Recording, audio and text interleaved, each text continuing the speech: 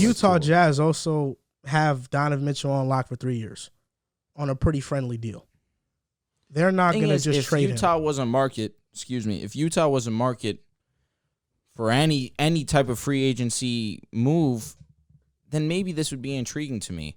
Because, like you mentioned, Donovan is on a team-friendly deal. But who wants to go play in Utah? If I'm Utah, the first thing I'm doing is I'm blowing it up. But by not trading Mitchell, though. Well, you can't. Well, but that's Conley basically has what no they market. I'm trading Bogdanovich. I'm getting what I can get for him. Well, his contract I'm will be up in a trading year. Conley. I'm No trading market. those guys. Yeah, really, there is no Conley, no market for market. him. You said they were going to buy out Pat Bev? Yeah, I saw a report earlier that said they would buy out Pat Bev. So you're talking about a team that let's just say they buy a Pat Bev. Right. It's Mike Conley, Mitchell, Bogdanovich, Vanderbilt, Walker Kessler, Malik Beasley, Clarkson. That's really it. And then Jared Butler, if you want to believe in Bolmero, Nikhil Alexander-Walker, like whatever. Like they don't have a center right now. Their defense was the 10th best defense last year, but they just lost Gobert. I doubt anybody on that team is going to fill the defensive impact that he left. Absolutely not. I And they agree don't with have that. a coach. Will Hardy, yeah, he's their new coach. He's an up-and-coming coach who has gotten a lot of praise. See it to believe it. Nah, I understand what you're saying, but Danny Ainge also hired an up-and-coming coach in Boston, and Brad Stevens. That's true. And he turned out to be great. Their rosters was pretty firm, though, in Boston. No, it wasn't. It was not. What you mean? Not all the time. Brad Stevens' first season, it was Marcus Smart, Isaiah Thomas, Jay Crowder, No, but Evan I'm saying Turner, outside Jared of his first Sullinger. couple of years, his rosters was firm for the most part. Yeah, but the first couple of years, he overachieved. Yeah, that's Like, true. I mean, by a wide margin. But that's him being him showing me he's a great IT coach. also was far better than what anyone ever imagined. IT was somebody who Brad Stevens schemed up for consistently on the offensive side of the ball. That's what allowed him to average 29 points per game. Like Isaiah Thomas in any other system in the NBA was not averaging 29. He averaged 29 because Brad Stevens is a great ran coach, plays no for doubt. him, like consistently. That was his only guy. It was his only offensive guy. It was him, Avery. Literally, the starting lineup was Isaiah Thomas, Avery Bradley, Jay Crowder. To the ECF. They beat Washington. They did. Because Isaiah Thomas. And they lost by 40 in the ECF. Yes, they did. Indeed, That was an insane day. Yeah. But I'm saying Jazz with the assets, you hit on the draft, you sign the right players. So there's a hypothetically, chance. let's say, what if they don't get a top 10 pick? Because They're there's gonna a get a chance. top 10 No. Just There's live in a this chance hypothetical. because we can play both hypotheticals. What if they don't get a top 10 pick? If they Because don't that's get a a top chance 10 they pick, don't get it. if they don't get a top 10 pick, then they got to hit on the pick, regardless. Regardless of where they're at in the draft, they have to hit on the pick. Well, I mean, if you you just have a top- higher chance higher in Realistically, the if you have a top 5 pick, draft. But do you think with this current roster, they're not going to be a bottom 10 team in the NBA? there's a chance they couldn't be. There's a lot of pretty bad teams in the league. I don't think so, bro. There's a lot of If Donovan Mitchell is as NBA. good as I think he is, I think they'll be hovering around the 10th. I'm gonna be honest, bro. The only like true bad teams I see in the NBA, at least like roster construction wise, are the Spurs, the Thunder, the Rockets, and even them. Like they have a lot of talent on that squad. Especially OKC. I think yeah. OKC. I mean, we Thunder's thought the exciting. Spurs would be the worst team in the league last year. Yeah. And then they ended up in the play-in. So And They the still were Pacers. how many games under 500? that's my point, though. It's like they can in the West, Utah can be better than the Kings. The Pacers, but those are really like the only teams I see that like, oh yeah, they're gonna be bad. But the Pistons, bro, with Ivy, Cade, Sadiq, It's a lot of wait and see things with them. Bagley, Duran, like I like that squad a lot. I like Orlando with Franz Wagner. He just finished top 4 rookie of the year. That's some respect Paulo on Franz. Boncaro. Markel Fultz is now healthy. He's what? He's now healthy. You don't even know that. What do you mean? I don't know that. He can literally get hurt. Healthy. But he can get hurt But again. he's healthy old. now. You What just are you no. talking about? Nah, Red. Right an now injury, he's healthy. He's an so- injury Right concern. now he's You healthy. can talk about He's you an can say that injury about concern. Jonathan Isaac because he hasn't played. Fultz is an injury concern all the time. is. He's an injury concern. Same thing with Jonathan Isaac. And Orlando is you're relying on rookies and sophomores pretty much. That's tough for me to sell. I still have to wait and see A on that. team that they were one of the better defensive They teams in were the second half of the season. They were definitely, but After the that's All-Star still break. I don't know. That's I gotta wait and see on that one. You're relying on a lot of youth there. Same thing with Detroit. So wait and see with a lot. You're of relying on a lot of youth, but you have a lot of good players. Yeah, you do have a lot of good players. Like Utah has that one guy in Mitchell, then everybody else is Good players. whatever. I mean, Whatever you is can't, strong. You can't sit there and say Cole Anthony's a good player and then call Jordan Clarkson whatever. You can't Yeah, do that. I didn't call. No, Jordan but you're Clarkson saying whatever. no. But you You're just saying said that it's Utah has Mitchell a and then a bunch of whatever. whatever. Yes, You correct. literally just said you can't do that. Outside, Because you just did that because the Kings have a bunch of. I think Mike Conley's washed. He is washed. Mitchell, Clarkson, Bojanovic. Those are 3 good players. Malik Beasley's a pretty good player. Malik Beasley is not better than Gary Harris. You named Davion Mitchell, but you won't name Malik Beasley? Are you serious? Davion Mitchell is a lockdown defender who also brings something on the defense side of the ball. Oh my! They literally call him off night. They call him off night. He's called off night. I like Davion Mitchell. You know what's hilarious? This is the same guy that was trolling him for a year. I know. And now he's called off night. It's insane. I didn't troll him. Because every time I bring up Davion Mitchell, he laughs. What are you talking about? I didn't troll him. I laughed because you said he was going to start next to De'Aaron Fox, bro. That's why I laughed. Why? Kevin Huerter's better, bro. They're both 6'1". You're gonna have 2 6'1" starting guards. That's what the Knicks were about to do. With who? with Quickly. No, because there's really Quickly and Brunson. You said that's the dumbest shit I've ever heard in my life. I mean, what's the difference between starting Davion Mitchell and Fox and Fox and I Kevin never Huerter? said they were. I'm asking. What do you mean? It's gonna be Fox, Kevin Huerter, Harrison Barnes. That's their starting. Have you actually watched Kevin Huerter play basketball? He's not a bad player. Oh, okay. I watched him go off in the playoffs. Huh? Kayvon? They call him Red Robin Klay Thompson. Come on, bro. He's ass. What do you mean? Come on, bro. Yeah, he definitely was. But like I said, what's up? Mitchell, Bojanovic, and Clarkson. Jared Vanderbilt. He's okay. He's okay. Jared Vanderbilt.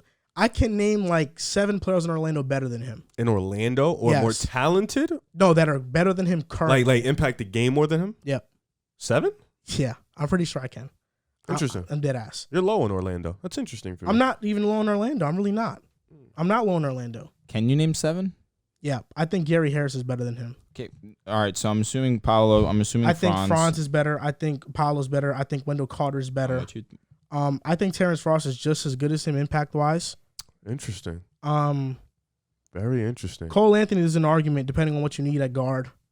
This is interesting. Cole Anthony is mid. He is mid. Mid as shit. He shouldn't be a starter in the NBA. Markelle Fultz, I give you. I like Markelle. Jared Vanderbilt. You named Gary Harris? Gary Harris was really good last year. What are you talking about? So was Jared Vanderbilt.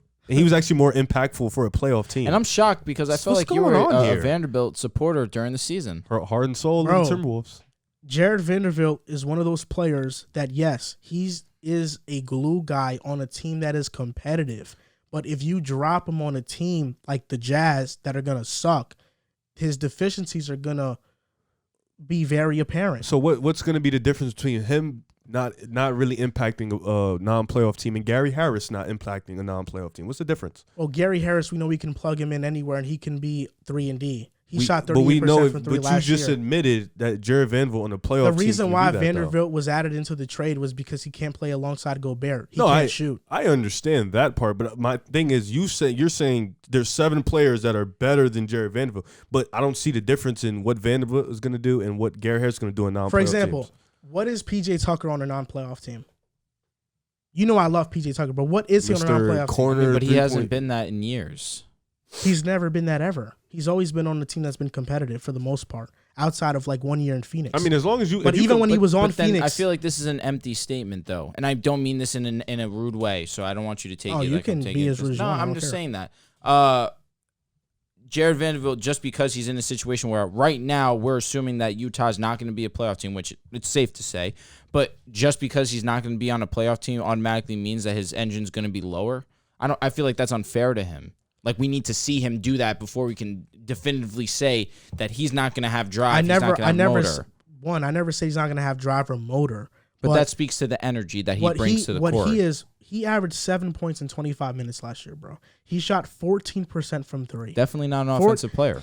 He is not an offensive player at all. Correct. To the point that So defense doesn't matter? So does he need to be that with Utah? it Not depends. really at all. I mean, with Utah, with how bad of a team they're going to have to be, he's probably going to be asked to do more offensively. He's a glue guy. Not really. I mean, He's a glue guy. if anything, he's going to be their fifth option. Glue guys are fine. But if you place them in situations that aren't winning cultures, their weaknesses are very apparent. Well, we got to see it first. That's facts. But like I said, like Vanderbilt, he's a good player for Utah. Like, these are the good players I've listed for Utah.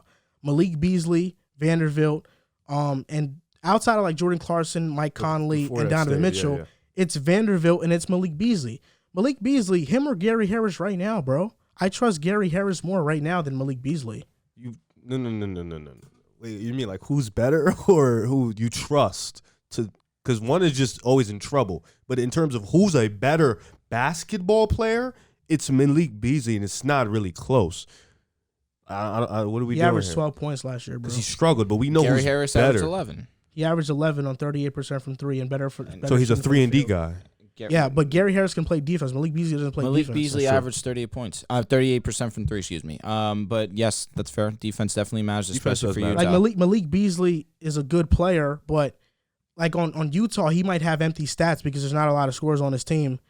But really, like Malik Beasley, Jared Vanderbilt, those aren't players that move you. Like there are more teams that have so much more depth than that. I mean, Like if those are your best two players off the bench, bro, like but you can't Listen, I think say- we're understanding that Utah's not going to be good. Yeah, but you can't say those players don't move me and then name me guys from Orlando. Correct. You can't. Like, and then from the Kings, we're talking about the same quality of players. So in the same quality of teams. So if you're gonna say those two guys don't move you in a rotation, then Kevin And Huerter Utah and has- Davion Mitchell don't move me either. Utah has the best player out of all the bottom tier teams. By far. they do, but they have the worst depth also. Yeah, but realistically, all their depths is just like whatever. Their starting five is not great, but it's They just don't have a not center. as bad as the rest of the field on these Yeah. bottom tier teams. On the bottom tier teams, but my argument to you is not that Utah is going to be as bad as those bottom tier No, teams.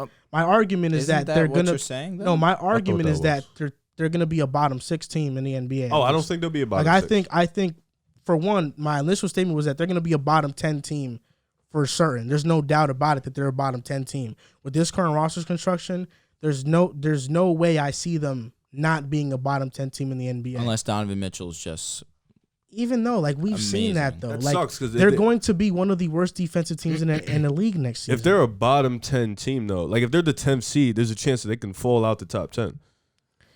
yeah, That's my whole thing. I don't think they'll be bottom 6. I just don't think they'll be bottom 6 because I think Donovan Mitchell's better than advertised. But bottom 6 is insane. I think they'll be like the 10th, 11th team in the league. my analysis is all based on that. I think Utah's going to be pretty horrible next season. Clearly, I get And that. they're going to be so bad that they're going to get one of the top picks in the draft, and they're going to draft a player that's best that case has the scenario, chance to change around their franchise and actually be a cornerstone player for them. But and if then they we move are- off. They move in that direction. Okay, all right. I mean, if they ain't getting Victor, what you trusting? You think Anthony Black? Ain't you been high on him? He's good. You gotta wait and see with these guys though. They all about to go to college though, and the G League and stuff like that. I mean, this draft is stacked, bro. they're just stacked. But This you know, draft that- is as good as the 2021 that's what draft. they say. But then that can change in a year. So It can, but they have 3 picks in this stacked draft. right now, yeah, 3 picks. That's going to be huge for them going forward. they still gotta wait for them to develop. By the time Donovan Mitchell's how old is he? 24. He's 25. By the time they develop, he could be like It's like, 29. wouldn't you rather put your team in a position where now they're actually let in them eat? they're also actually in contention for the number 1 overall pick? Let's say you get a Victor Wembanyama who you actually can build a franchise around. Because do you think there's a situation where You have these a plethora of assets. like Mike Conley comes back for another year, right? Because I think his contract is up after next season, or they draft a point guard and they have to like wait behind Mike Conley. Nobody's going to be behind my climb. That's my thing though. What if Utah does some dumb shit like that? It's Then not it's going to like happen. it's like what's the point? Bro, Mike Conley is washed. Oh, I it's agree. not gonna But he happen. will be starting for Well- an NBA team next season. Right now, yes. Yeah. Right now, yes. And if his contract, I don't know. I really don't know this off the top of my. If his contract goes past next season, they're screwed because it's still no market for him. The thing where we differ here is that you guys are on 2024 free agent. Oh, you guys are on the boat that they should just trade Mitchell now and just completely rebuild. I think eventually. I yeah. think they're already in rebuild. And I don't, even though Mitchell's a great offensive player, I think that with Mitchell still, they are one of the worst teams in the NBA. Well, my thing is, I think you've pretty much peaked at what your team can be with Donovan Mitchell as your best player. So you might as well start over and go get another best player. That's It my was thing. never truly built around Mitchell completely though. Because Rudy Gobert was there before. I understand that, but And the he team- was impactful. The reason why I say that is because Utah never really got to embrace a full rebuild because they went to the playoffs. They made it with Gordon Hayward. Gordon Hayward left. Donovan Mitchell got drafted. Mhm. And then Mitchell surprised everybody as a rookie and led them to the playoffs. Right. But he was they never fully built it around Mitchell.